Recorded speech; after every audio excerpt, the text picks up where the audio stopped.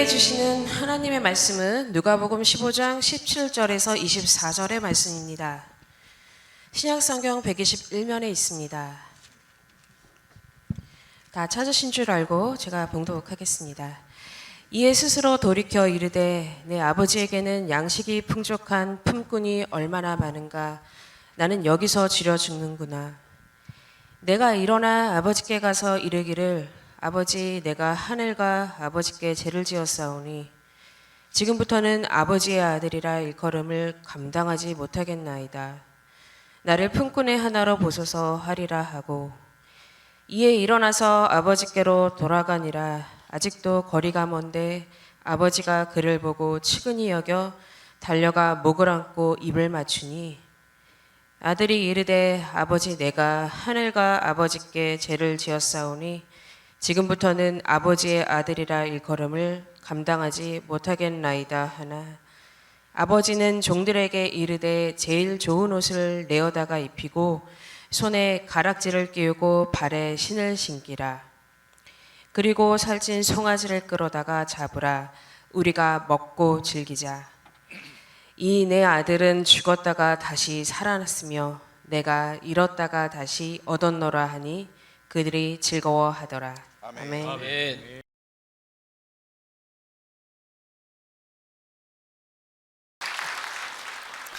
민족 최대의 설명절인 설이 코앞에 다가왔습니다. 설이나 추석 명절이 될 때마다 우리 교회에서는 고향교회 방문 캠페인을 지금 10년이 훨씬 넘게 진행을 하고 있는데, 명절 때가 되어지면 이렇게 예배 공간이 텅 비지만 그래서 속상해요, 사실은. 그럼에도 불구하고 한쪽에 위로받는 것은 이것이 한국교회가 상생할 수 있는 좋은 길이라고 생각했기 때문에 이런 결정을 했고, 지금 10년이 넘게 일을 진행하고 있는데, 혹시 여러분 가운데 예배 끝나고 고향에 가시는 분들도 많을 텐데, 가시면 꼭 고향교회에 들려서 예배도 드리시고 감사헌금도 하시고, 우리 서울 서강교회가 고향교회를 위해서 기도하고 있다, 감사하다는 표현도 꼭 해주시고, 이왕이면 인증샷도 찍어서 담당 교육자에게 보내주시면 좋겠습니다. 오늘 읽은 본문에서도요, 고향의 아버지 집을 찾아가는 사람을 소개하고 있습니다. 흔히 말하는 돌아온 탕자 이야기인데, 이 탕자가 고향의 아버지의 집을 찾아가게 된 사연은 이렇습니다. 아버지에게 두 아들이 있었는데 둘째 아들이 무슨 바람이 들었는지 어느 날 아버지에게 찾아와서 이야기하는 겁니다. 아버지, 어차피 제게 줄 유산을 미리 주십시오. 아버지는 그 아들에게 사업하려고 그러느냐, 어디 투자하려고 그러느냐, 외국에 가서 살고 싶으냐 묻지도 따지도 않고 선뜻 둘째에게 유산을 떼줬습니다. 거액의 유산을 받았던 이 둘째는 먼 나라에 가서 허랑방탕 흥청망청 미친 듯이 돈을 쓰기 시작했고, 얼마 못 가서 통장의 잔고가 영원이 된 겁니다. 알거지가 되었어요. 원래는 부자였는데 알거지가 된 이 둘째는 이제 살기 위하여 돈이 없으니까 돼지 농장에 취직을 해야 됐고, 돼지 사료로 쓰는 쥐엄 열매를 먹으면서 허기진 배를 채워야만 했습니다. 돼지 사료를 먹고 살던 어느 날 둘째는 갑자기 생각나는 것이 있었습니다. 한동안 까맣게 잊고 있었던 것인데요, 자신에게도 아버지가 있어. 나에게도 아버지가 있어. 근데 우리 아버지는 부자야. 내 고향에 아버지가 계시고 우리 아버지는 부자야 라고 하는 사실을 떠올렸습니다. 이에 둘째는 결정을 합니다. 내가 아버지 집으로 가야 되겠다. 고향으로 돌아가야 되겠다. 이것이 예수님이 말씀하신 본문 탕자의 비유 시작 부분입니다. 아버지를 떠나서 자기 마음대로 허랑방탕하게 살다가 알거지가 되어서 고향집으로 가는 탕자. 이 탕자는 고향 가는 길에서 무엇을 깨닫고 발견하였을까요? 또 탕자의 이러한 깨달음이 오늘 우리에게 주는 교훈은 무엇인가요? 말씀을 나눌 때 레마로 부딪히는 하나님의 음성을 듣는 축복의 시간이 되기를 원합니다. 아멘. 자, 탕자가 깨달은 것은, 고향 가는 길에 탕자가 깨달은 것은 첫 번째, 아버지의 집은 모든 것이 풍족하다라고 하는 아멘. 것이었습니다. 비참하게 돼지 사료를 먹으며 겨우겨우 살아가던 이 둘째 아들은 17절에 이렇게 소리를 칩니다. 내 아버지에게는 양식이 풍족한 품꾼이 얼마나 많은가, 나는 여기서 줄여 죽는구나.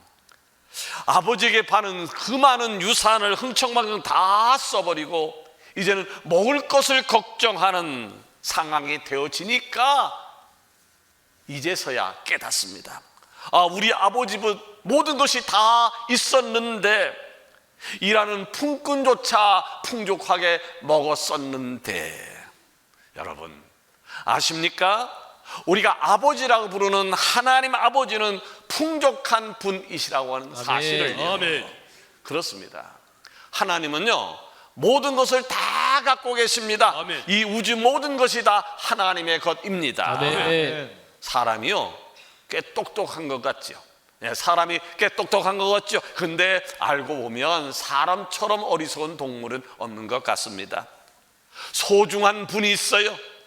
아주 귀한 분과 함께 있게 되어지면 그게 얼마나 큰 은혜요 사랑인가를 모릅니다. 그리고 당연한 것으로 여깁니다. 아버지 집에 있을 때 둘째는 아버지의 풍족함이 얼마나 귀하고 그리고 소중한지, 그것과 함께 있는 것이 얼마나 큰 은혜요 사랑인 것을 알지 못했어요. 당연한 거라고 생각했습니다. 그러다 아버지를 떠나서 내 맘대로, 내 고집대로, 내 스타일대로 살다가 폭삭 망하고 나니까 그제서야 아버지의 집이 얼마나 풍족한지, 그것이 얼마나 귀하고 소중한 은혜요 사랑인가를 깨달은 것입니다. 여러분, 우리가 아버지라고 부르는 하나님의 집은 풍요롭습니다. 아멘. 없는 것이 없습니다. 부족함이 없습니다. 아멘. 나는 여러분의 풍요로운 아버지 하나님 집에, 하나님 나라 갈 때까지 거하는 축복이 있기를 원합니다. 아멘. 하나님의 집은 풍성하구나, 하나님의 집이 풍성해 라고 하는 사실이 깨달아지게 되어지면 아버지를 떠나지 않지요. 아멘. 내 맘대로, 내 고집대로, 내 스타일대로 살지 않습니다. 밀어도 안 나가요. 왜? 아버지 집이 풍요로운데 왜 나가겠습니까? 아멘. 그래서 본문 18절과 19절에 둘째가 고백을 하고 있습니다. 내가 일어나 아버지께로 가서 이르기를, 아버지, 내가 하늘과 아버지께 죄를 지어 싸우니 지금부터는 아버지 아들의 일컬음을 감당하지 못하겠나이다. 나를 품꾼의 하나로 보소서. 아멘. 둘째는요, 안타깝게도 모든 것을 잃고 난 뒤에 풍성한 아버지를 떠나서 내 고집대로 살았다는 것이 죄악이라고 하는 사실을 깨닫고, 이 죄악이라고 하는 것이 얼마나 비참함을 내게 가져다 주는지를 알게 되었습니다. 아멘. 사람들은 참 이상합니다. 있을 때 잘하지. 그 말 압니까? 있을 때 잘하지, 잘해줄 때 잘하지. 그런데 있을 땐 잘 안 하고 잘해줄 때 잘 안 하다가 떠나가 되어지면, 잃어버리게 되어지면 그때 후회를 합니다. 여러분, 죄악이라고 하는 것이 무엇입니까? 다른 것이 아니에요. 죄악이란 하나님을 떠나는 것입니다. 아멘. 네. 아버지를 부정하고 내 고집대로 살아가는 것, 이것이 바로 죄악이라고 하는 것입니다. 그럼 죄악의 결과, 아버지의 품을 떠난 결과가 무엇인가요? 살기 위하여 돼지 사료라도 먹어야만 하는 비참함입니다. 혹시라도 오늘 2부 예배드리는 여러분 가운데 둘째처럼 한 번뿐인 인생인데 내 아버지 집은 너무 지루해, 재미가 하나도 없어, 저 넓은 세상으로 나가서 내 계획대로 멋지게 한번 살아보리라, 이렇게 생각하는 분은 안 계십니까? 안 됩니다. 안 되는 겁니다. 하나님 아버지 집에 있는 풍족함이 얼마나 귀하고 소중한 은혜이며 사랑인 것을 날마다 경험하는 축복의 주인공이 다 되어지기를 주의 이름으로 축원합니다. 아멘. 아멘.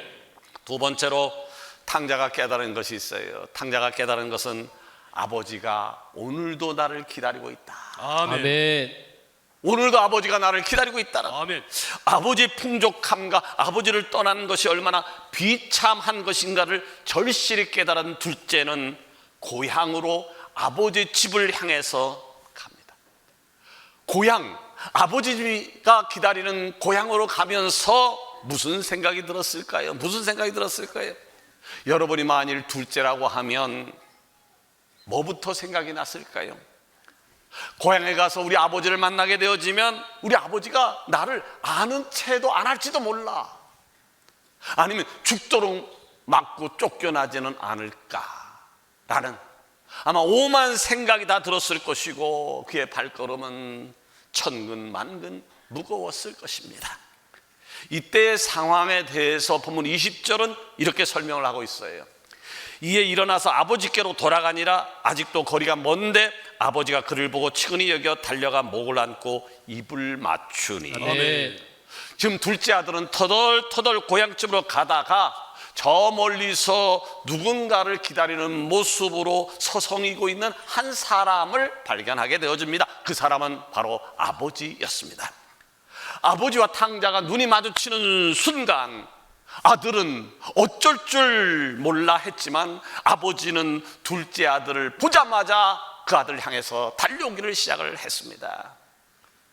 아버지가 무엇을 하다가 지금 이 아들을 발견하였습니까? 바로 이 아들을 기다리고 있다가 아멘. 기다리고 있다가 둘째가 집을 나가는 그날부터 아버지는 대문을 활짝 열고 비가 오나 눈이 오나 바람이 부나 오늘 올 것인가 내일 올 것인가 둘째가 돌아오기만을 기다렸던 것이죠.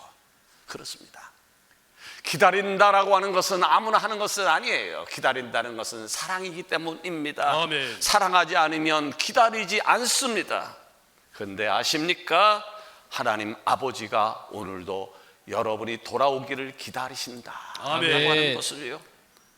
왜 하나님은 여러분을 기다릴까요? 왜 하나님이 여러분을 기다릴까요? 하나님이 여러분을 사랑하기 때문입니다. 아멘. 이 세상에 완벽한 사람이 있을까요? 예, 이 세상에는요 완벽한 사람이 없습니다. 때로는 흔들리고요, 그러다 넘어지고요, 실수하고요, 죄를 짓습니다. 그것이 인간의 삶입니다. 그러나 기억하십시오. 그럼에도 불구하고 하나님은 그런 우리를 기다리고 계신다는 아멘. 것입니다. 호적에서 순간 파버리는 것이 아니라 실수투성이인 나를 우리가 다시 돌아오기를 포기하지 않고 기다리시는 것입니다. 아멘. 저도 목회를 꽤나 오래 했습니다. 잠깐 한 것 같은데 벌써 39년째를 하고 있으니 말이죠. 근데 목회를 오래 하면서 둘째 아들처럼 내 스타일대로 살아보겠다며 떠나는 분들을 참으로 많이 봤습니다. 참으로 많이 봤습니다. 30년 전에도 봤고요, 20년 전에도 봤고요, 10년 전에도 봤고요, 작년에도 봤고요. 그렇게 사랑해주고 관심을 주고 도와드렸는데 어느 순간 떠납디다. 떠날 때는요 냉혈동물입니다.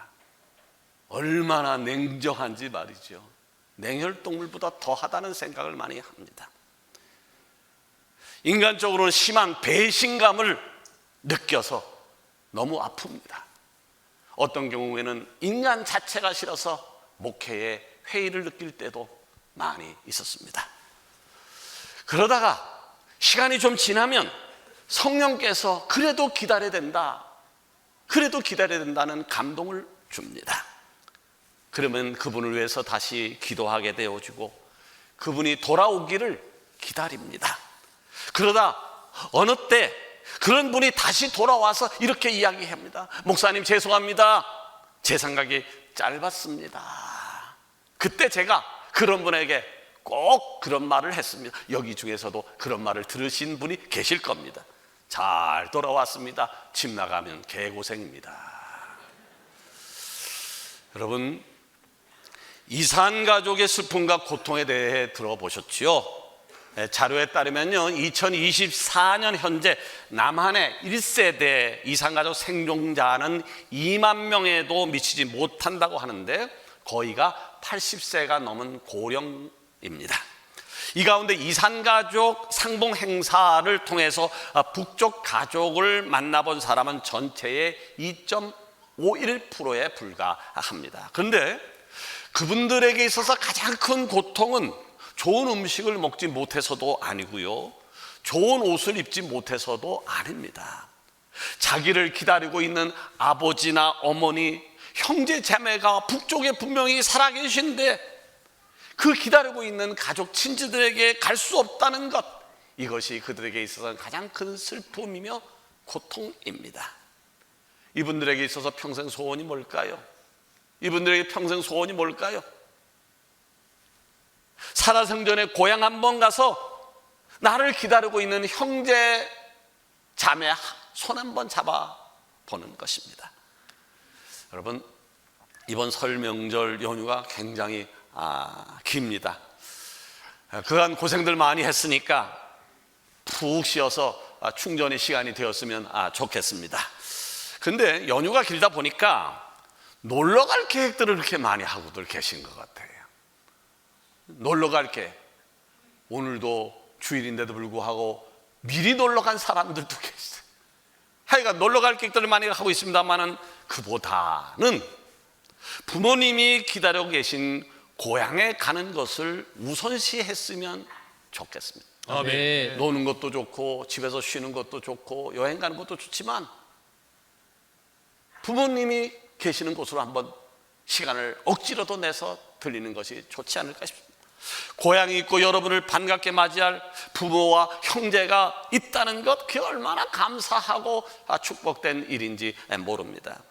명절에 이렇게 나를 기다리고 있는 부모, 형제, 자매를 만나는 것도 귀하고 감사한 것인데 천지 만물을 창조하신 하나님 아버지가 기다리고 계시는 성전에 가서 내가 예배할 수 있다는 것, 그리고 그 안에서 마음껏 주의 이름을 찬양할 수 있다고 하는 것, 이 얼마나 감사하고 축복된 일입니까? 아멘. 그래서 다윗은 시편 84편 10절에서 이렇게 고백을 하고 있어요. 주의 궁정에서 한 날이 다른 곳에서보다 천날보다 나은즉 아멘. 악인의 장막의 고함보다 내 하나님 문지기로 있는 것이 좋사오니. 아멘. 하나님 성전에서의 하루가 세상에서의 첫날을 지내는 것보다, 세상에서 아무리 좋은 곳이 있다 해도 하나님의 성전에 문지기로 있는 것이 더 행복하다, 아멘. 더 좋다라고 하는 것입니다. 왜 그럴까요? 왜 그럴까요? 그것은 전능하신 하나님이 나를 기다리고 있기 때문에. 아멘. 아멘. 나를 기다리고 있기 때문에, 그리고 우리의 예배를 가장 기뻐하시기 때문입니다. 아멘. 이 귀한 은혜를 누리는 축복이 여러분 가운데 넘치기를 원합니다. 아멘. 세 번째로 탕자가 깨달은 것이 있어요. 그것은 우리 아버지는 내게 가장 좋은 것으로 주신다. 아멘. 우리 아버지는 내게 가장 좋은 것을 주시는 분이다.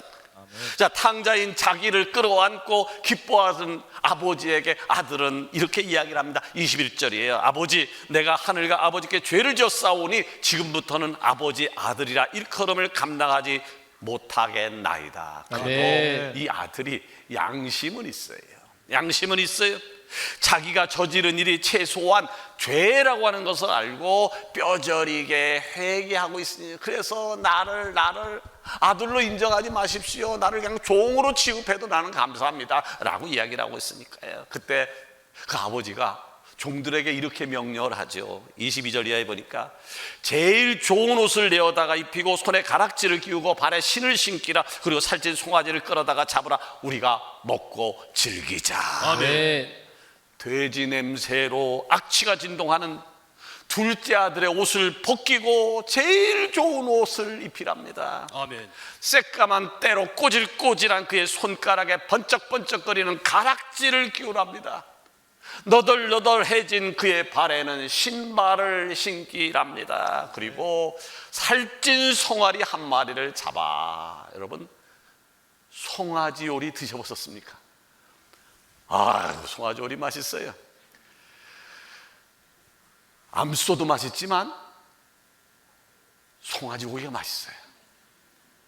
아멘을 안 하시는 거 보니까 그 송아지 고기 맛을 제대로 못 보신 것 같아요. 송아지 오리가요 부들부들하고 아주 맛있어요. 살찐 송아지 한 마리를 잡아서 최고급 요리를 만들어서 사람들을 초청해서 잔치를 벌이랍니다. 제 아버지가 지금 탕자에게 뭐 하고 있나요? 제일 좋은 것을 골라서 허락을 해줬습니다. 아멘. 그렇다면 이 둘째 아들은 아버지로부터 세상에서 제일 좋은 것을 받을 만한 일을 했나요? 그런 자격이 있었나요? 둘째 아들의 상태가 어떠한지를 첫째 아들의 고발을 들으면 알 수 있는데 30절에 이렇게 고발을 해요. 아버지의 살림을 장녀들과 함께 삼켜버렸던 이 아들이 돌아오매 이를 위하여 살찐 송아지를 잡으셨나이다. 아멘. 다른 사람이 고발하는 게 아니라 그 형 첫째 아들이 고발한 거니까 정확한 거죠. 아버지의 소중한 재산을 장녀들에게 다 날려버린 둘째. 그래요. 둘째 아들은요, 아버지의 재산을 홀라당 날려버린 죄인이기 때문에 제일 좋은 것을 받을 만한 자격이 없는 것이죠. 그런데 아버지는 어떻게 했다고요? 아무런 자격이 없는, 모두가 죄인이라고 손가락질하는 이 둘째에게 세상에서 제일 좋은 것을 주고 있습니다. 아멘. 왜 그럴까요? 왜 그럴까요? 은혜입니다. 아멘. 이런 것을 은혜라고 이야기를 해. 은혜란 받을 수 없는 사람에게 거저주시는 은총, 거저주시는 선물을 가리켜 은혜라고 이야기를 해요. 아멘, 이 아멘. 둘째 아들은 도저히 그런 선물을 받을 만한 자격이 없음에도 불구하고 은혜로 말미암아 그런 선물을 받은 겁니다. 아멘. 여러분, 이 돌아온 탕자 이야기를 많이 들으셨습니다만은 돌아온 탕자 얘기를 들을 때마다 무슨 생각이 드세요? 세상에 나쁜 놈, 저렇게 나쁜 놈이 있을 수 있나? 그렇게 생각하십니까? 그런데요, 자격으로만 따진다면 오늘 우리 역시 둘째 아들만큼이나 자격이 없습니다. 왜냐하면 하나님이 내게 주신 것이 얼마나 많은데, 하나님이 내게 주신 것에 비해서 내가 주님께 드린 것은 너무 소소하다는 것을 우리가 알잖아요. 우리가 스스로 알잖아요. 그럼에도 불구하고 하나님 아버지는 우리에게 어떤 것을 주십니까? 여러분에게 재산과 돈이 있습니까?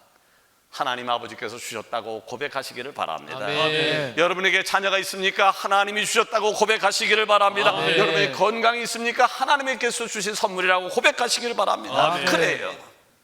지금 현재 내가 갖고 있는 모든 거예요. 아멘. 그것이 크든 작든 모든 것은 다 하나님이 주신 선물입니다. 아멘. 아멘. 이렇게 하나님이 우리에게 주신 것을 카운트하면 너무너무 많이 있는데 그 중에서 가장 귀한 선물을 주셨다고요? 그게 뭘까요? 본문 24절에서 아버지는 이렇게 선언을 합니다. 이 내 아들은 죽었다가 다시 살아났으면 내가 잃었다가 다시 얻었노라. 아멘. 아멘. 아버지는 둘째 아들이 돌아왔을 때 가출됐다가 상거지가 되어서 돌아온 놈이라고 욕해도 뭐 할 말이 없을 거예요. 그런데 그렇게 이야기하지 않고 뭐라고? 내 아들이 죽었다가 다시 살아났다. 아멘. 아버지 재산 반을 날려버린 이 아들에게 나쁜 놈이라고 그러지 않고 죽었다가 다시 살아났다. 아멘. 성경에서는요, 죽었다가 다시 살아난 것을 구원이라고 이야기해요. 아멘. 죽었다가 다시 살아난 것을 구원이라고. 그럼 구원이 뭡니까? 영원히 사는 거예요. 아멘. 구원은 영원히 사는 거예요. 여러분, 구원보다 영원히 사는 것보다 더 위대한 것이 있을까요? 그보다 더 위대한 선물이 있을까요? 그런데 하나님은 누구든지 주님 앞에 돌아오기만 하면 최고의 선물, 이 우주에서 가장 좋은 구원을 주시는 분임을 믿습니다. 아멘. 이제 말씀을 맺으려고 합니다. 둘째 아들은 자기 스타일대로 폼나는 인생을 살았어요. 누구 말 듣지 않고 자기 의지대로, 자기 철학대로 결정해서 살았어요. 그래서 아버지 유산을 받아서 먼 나라에 가서 맘먹어 살아봤지만 결과는 비참한 실패와 폭망이었습니다. 돼지 사료로 배를 채우다가 아버지가 생각났고 아버지가 있는 고향으로 발길을 돌렸습니다. 고향으로 돌아가면서 그가 깨달은 것이 무엇이라고요? 우리 아버지는 풍족하다라고 아멘. 하는 것이었고, 아버지가 그럼에도 불구하고 나를 기다린다. 아멘. 이 아버지는 가장 좋은 것을 내게 주시는 분이다. 아멘. 이 은혜와 축복을 깨닫는 여러분 되어지기를 주의 이름으로 축원합니다. 아멘. 기도하십시다.